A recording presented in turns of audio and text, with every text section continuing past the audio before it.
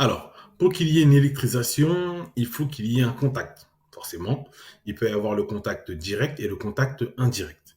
Nous allons voir d'abord le contact direct. Le contact indirect, c'est quoi? C'est lorsque nous allons toucher une phase et un neutre, avec une main et avec l'autre main. Ou lorsque nous allons toucher une phase et la terre.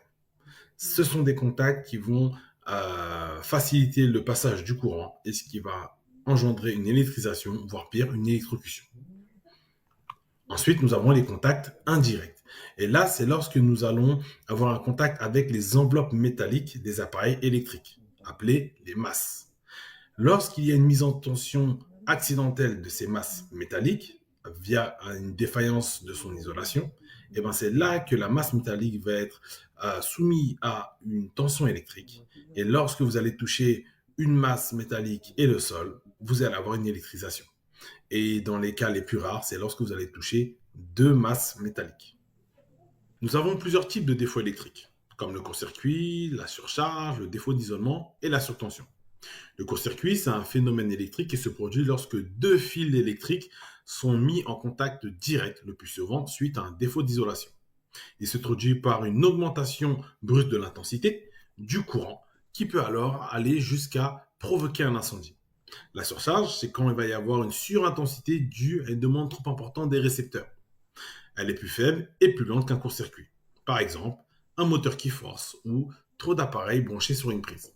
Le défaut d'isolement, c'est une tension dangereuse sur la masse d'un appareil ou d'un équipement.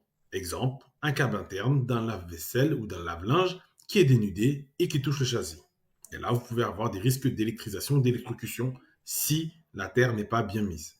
Et vous avez la surtension, qui est la tension, c'est une tension supérieure à la tension maximale prévue dans une installation électrique. Cette surtension est souvent due à un impact de la foudre. Vous allez avoir comme type de défaut électrique le court-circuit, qui peut entraîner comme conséquence des brûlures, des projections de particules ou l'inhalation de gaz toxiques.